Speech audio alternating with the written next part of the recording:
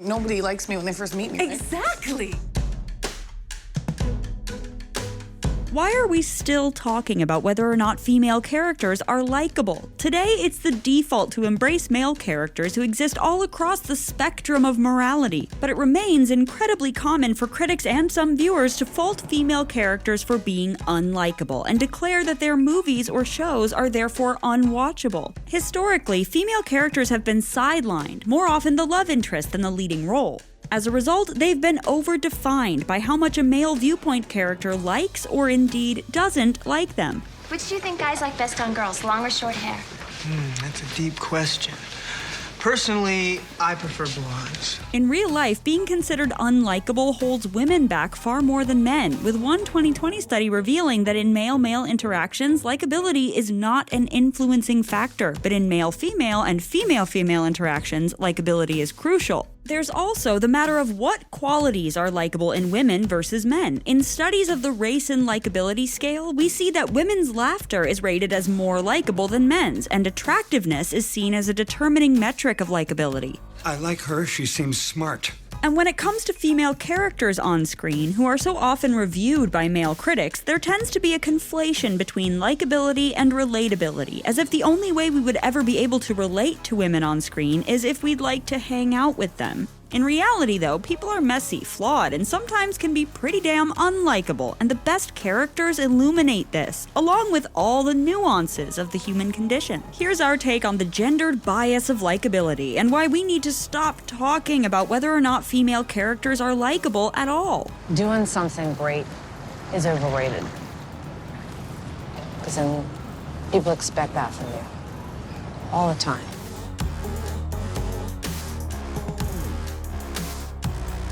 If you're new here, be sure to subscribe and click the bell to get notified about all our new videos.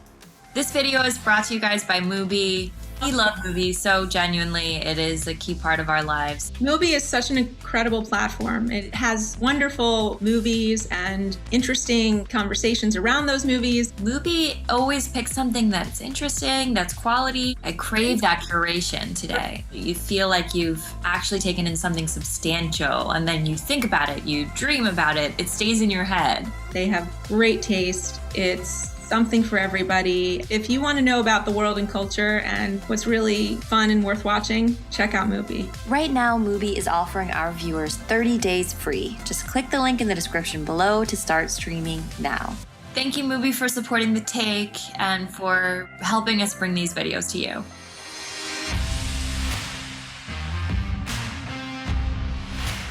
So what makes someone likable? Psychologist Stephen Rayson's likability scale defines it through a series of questions, like whether you'd ask someone for advice, how approachable they are, and whether you'd want them as a coworker or roommate.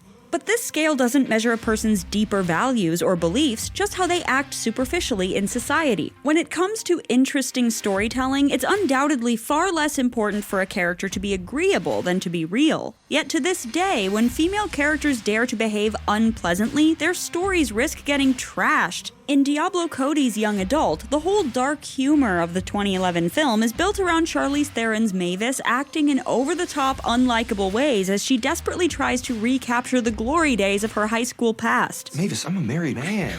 We can beat this thing together. For some reason, that made it difficult for many reviewers to enjoy the movie. James Berardinelli wrote Mavis is the kind of character who's easy to despise, saying by the movie's end, any hope of our caring about what happens to her is long gone. And I hate this town. It's a heck lake town that smells of fish shit. Sonia Bennett, writer and star of 2014's Pregoland, said at least one studio was reluctant to take on her film due to the question of whether her character was likable because, quote, from a financial point of view, female anti-hero movies like Young Adult had underperformed at the box office. They thought those films were underperforming because the characters were unlikable. It's a persistent myth to this day, despite the lack of evidence, that the reason certain movies or shows fail is due to female unlikability. This was cited as a reason 2017's Gypsy was cancelled, with Terry Taronis writing that Naomi Watts' caustic therapist was an extremely unlikable figure whose irredeemable acts made her a lead player who is just hard to watch. As Jean, she gets obsessed with the people in her patients' lives. She uses those intimate details to then go and develop relationships with them. As Diane, Personality problems were the scapegoat for tall girls' issues too, with Alex Hartzog writing, having a toxic lead does not make for an interesting story, nor does it make the audience want to root for her. 2011's Bridesmaids was initially received as a female version of 2009's celebration of male debauchery, The Hangover. But unlike that film, Bridesmaids faced pressure to make sure its central character, Kristen Wiig's Annie, showcased a serious, hard-working side, so she wouldn't feel too unrelatable in the scenes where she acts wild and unhinged. I'm ready to party. It almost goes without saying that male characters who would be pretty objectively unlikable in real life are lauded on our screens. Tony Soprano, a literal mafia boss who murders members of his own family, set off a craze for male anti-heroes. Breaking Bad follows a guy who likewise murders, lies, and manipulates, putting his family at risk to manufacture meth for the sake of an ego trip. I did it for me. But all this was seen rightly as a plus from the standpoint of good drama. There's an implicit understanding that these characters aren't real people, but story elements who interact with everything else going on in the narrative to create interesting pockets of meaning. Willa Paskin described the smug, menacing megalomania of Walter White as a walking incarnation of the central tension of the show. I am the one who knocks. Margaret Lyons writes that womanizing, arrogant, unpredictable Don Draper is there to remind us of the failures of post-war American culture that told people patriotism, consumerism, and determination were the keys to happiness. In the comedic realm, the unlikability of George Costanza in Seinfeld or Larry David in Curb Your Enthusiasm as they call out petty social annoyances that most of us just tolerate is the whole point. You got a wobbly table here. Yeah, well, stop moving it.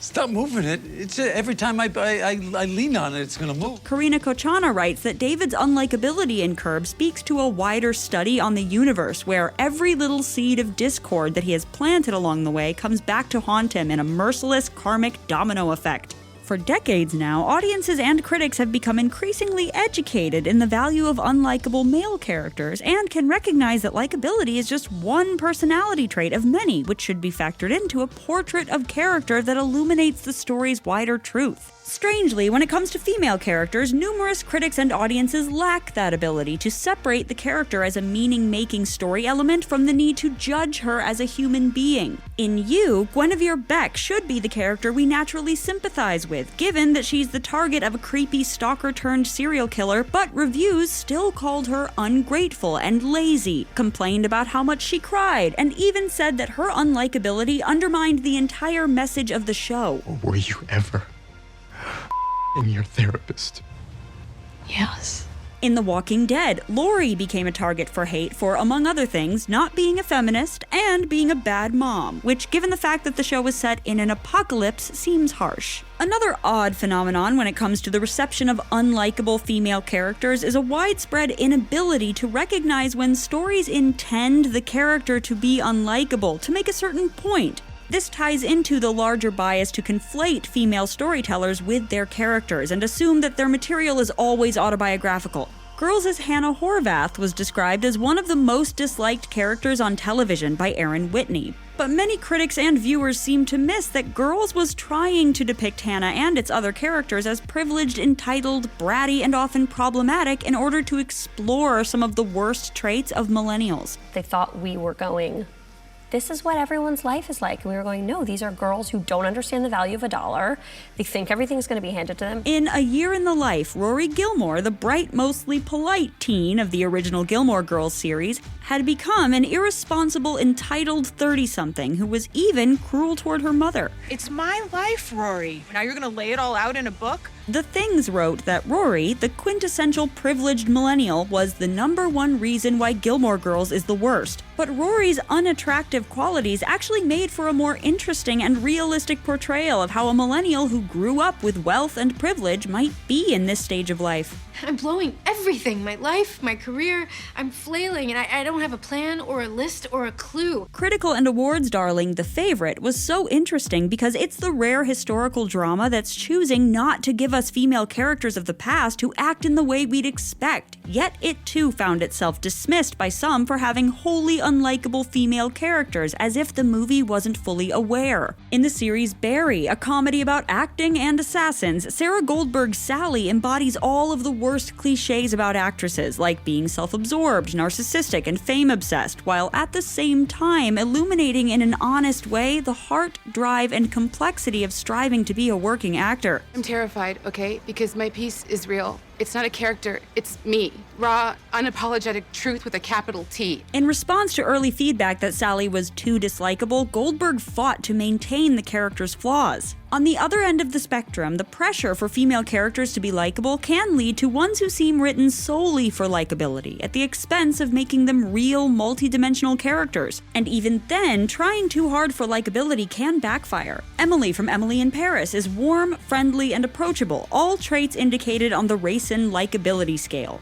Merci. Have a bonne journée. Yet despite the show's popularity, many viewers complained that Emily was annoying, to the point that Lily Collins felt compelled to defend her in an interview, saying, "To have someone be optimistic, bright, and bubbly, it's sad to think that people would look and go, that's a lot."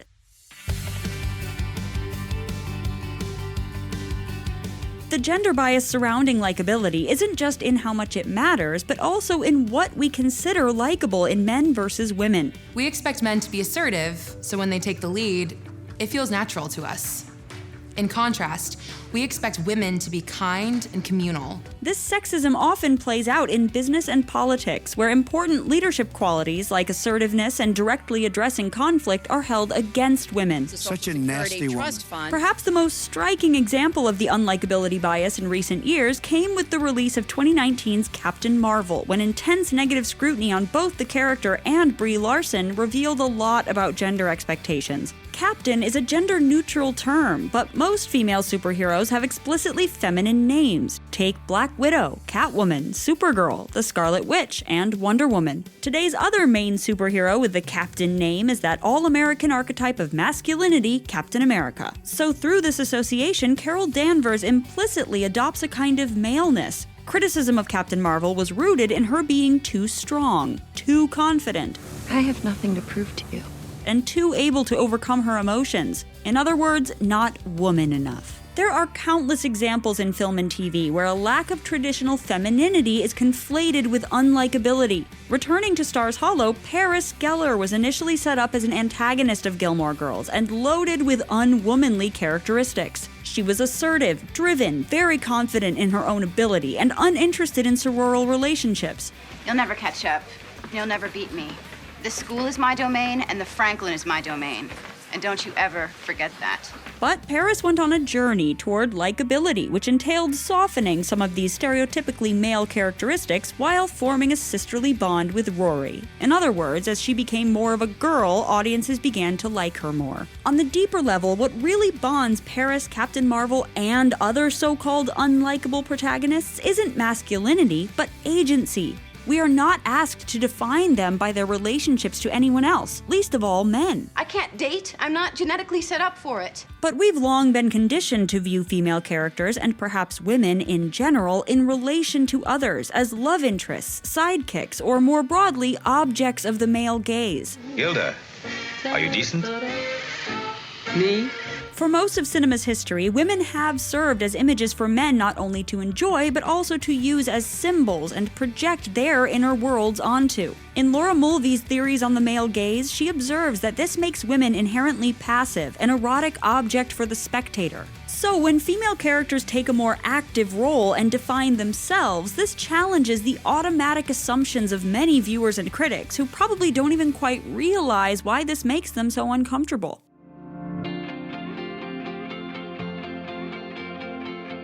Today, we are seeing a growing number of compelling female characters who don't adhere to traditional standards of female likability. And at last, stories are opening audiences up to them by leveraging more and more of the qualities that have long made us accept anti-heroic males on screen. So what do you want to do now? I want to kill her. With my bare hands. Salon's Willa Paskin argues that competency is crucial to going along with unlikable characters. Intelligence or being good at a job are key reasons audiences were enamored with Tony, Walt, Omar, or Don. and we're starting to see more stories use competence, intelligence, and drive to get us to side with characters like Ozark's Wendy Bird and Ruth Langmore, How to Get Away with Murder's Annalise Keating, Scandal's Olivia Pope, Homeland's Carrie Matheson, or The American's Elizabeth Jennings. We blew our whole window on the chase. We won't make it. So, Parkway to the Beltway. He dies in 50-50. We missed the handoff anyway. No, the mission comes first. In Killing Eve, Eve Pilastri's focus on her work comes at the detriment of her relationships, but her brilliant insight as a detective is magnetic. I said it was probably a woman. Victor Kedron was a misogynist and a sex trafficker. He may not have considered a passing woman a threat. Meanwhile, the fact that psychopathic Villanelle is marked out as a top-notch assassin and looks great doing it makes her feel almost aspirational. We also know that being funny scores high on the Racine likability scale. This traditionally male-coded trait has become an increasingly common tool for making us enjoy badly behaving female leads. 30 Rock's Liz Lemon is kind of a bully and incredibly self-involved, but she and her partner in unlikability, Jenna Maroney, are both brilliant comedic creations that send up stereotypes of white liberal guilt and the fragile ego of celebrity, respectively. I'm the one who made Christmas happen. What about Santa? Daddy, she said there's no Santa Claus. What is wrong with you? Veep Selena Meyer is narcissistic, inept, and totally devoid of morals. But this makes her the perfect center of the show's satire of the incompetence and chaos of the political system, where no one really knows what they're doing. It's like a Rubik's Cube. I mean, it's impossible at this point. What, Mike? A Rubik's Cube is not impossible to solve. What all these likably unlikable female characters share is that their behavior illuminates something interesting about their world and ours. And what we think of their character in real life doesn't matter compared to whether they're interesting and their actions yield meaning within this particular story. Modern female characters also confront us with the truth that unlikability is fluid and situational rather than a permanent state. When we meet Mare from Mare of Easttown, she's in a state of complicated grief over her son's suicide, and so acts in selfish, highly unethical ways. She swore the drugs weren't hers, that you must have planted them on her? Not because that's who she is inherently, but as a response to her struggle. These two cases have taken a toll, and you're still struggling to deal with the loss of your son. I recommended grief counseling. In I May Destroy You, Arabella goes through a phase of becoming an incredibly self-obsessed influencer and a bad friend. You can just shut up and But we can clearly understand this as part of her journey of processing a harrowing sexual assault. Mildred in 3 Billboards Outside Ebbing, Missouri displays a lot of anger and blunt rudeness, qualities our society is highly primed to dislike in women, but her intense grief along with her humor helped many audiences understand where her rage came from. In Can You Ever Forgive Me, this challenge to stick with a character who's behaving in an unlikable way is baked right into the film's title. Melissa McCarthy's Lee Israel is motivated by economic desperation. You are going to pay me $5,000. I don't have $5,000. You're a clever woman. Figure it out. Being unlikable often frees up female characters to provide more of the story's fun, like by driving the plot, raising the stakes, and keeping things entertaining. Unlikability can also just be a standard within the character's world. The women of Succession and Ozark are by turns amoral, selfish, and cruel. Not wanting to put a dampener on Rhea's celebrations or anything, but it's time we killed her dead. Smash her skull in with a rock. But they exist in morally bankrupt universes where we're not invited to like or admire anyone, so why should we expect the women to be any different? A woman, that's a minus. Well, of course it's a minus. I didn't make the world. All of these examples push us to put ourselves in these women's situations, just as we would for a male character. In other words, substituting likability for relatability. And this gets at the central problem at play when people complain they can't relate to female characters. It reveals that too often critics and viewers aren't seeing women as universal humans. Partly this stems too from the long-standing white male makeup of the critical establishment. Women are still in the minority of film critics. Even in a 2021 Decider review of Julie Delpy's Netflix show, On the Verge, critic Joel Keller writes that the intensely unlikable main characters hurt the narrative of the show, complaining that their unlikability renders them unrelatable. But there's nothing even strikingly unlikable about most of the show's characters. The reviewer's inability to relate reveals more about him than about the comedy, whose humor about 4 40-something women going through shades of midlife crisis is probably accessible to many. Sometimes I think we're all just grieving the person we hoped we would become. To be sure, it remains ineffective to make a female or any character unlikable and unrelatable with no motivation we can identify with. Rosamund Pike's most iconic roles represent an interesting study of this balancing act. In I Care a Lot, Marla Grayson is unlikable, but that's all she is. And the film's message is muddled, so while we're almost invited to root for Marla, it's unclear why. In comparison, Pike's Amy Dunn in Gone Girl similarly behaves in shockingly unethical ways, but her motivation is clearer. We're invited to understand and relate to the sources of her resentment. Nick Dunn took my pride and my dignity and my hope and my money. And so, even if we'd never condone her actions, we're interested in going along with her for this ride. In today's social media fixated world, we're perhaps more primed than ever to fixate on the goal of being liked. But great stories move us the most not through characters who are purely aspirational, enviable, or nice, but who reflect a piece of ourselves we recognize, even when we'd rather not. As viewers, we need to get used to accepting that truth from a character of any gender. People can have bad days, which sometimes turn into bad weeks, bad months, and bad years. And if we're honest, that may be when we're able to relate to them the most. I have no one, I have nothing. And you want me to be more likable? This is The Take on your favorite movies, shows, and pop culture. Thanks for watching, and don't forget to subscribe. Thanks again to Mubi for sponsoring today's video. Right now, Mubi is showing The Graduate. The 1967 classic, directed by Mike Nichols, is the coming-of-age story of recent college grad Benjamin as he figures out what he wants in life and love. Not only is it hilarious and beautifully bittersweet, it features an iconic female character some might not find likable, but who is undoubtedly fascinating. As a special gift to our viewers, Mubi is offering 30 days free, so click the link in the description below to start streaming now. If you're anything like me, these days you may be totally uninspired and stuck when it comes to figuring out what to watch next. Subscribing to Mubi completely fixes that. Their team of curators handpicks every film they show, so there's always something new to discover. They seriously love movies as much as we do, so their recommendations are always top-notch.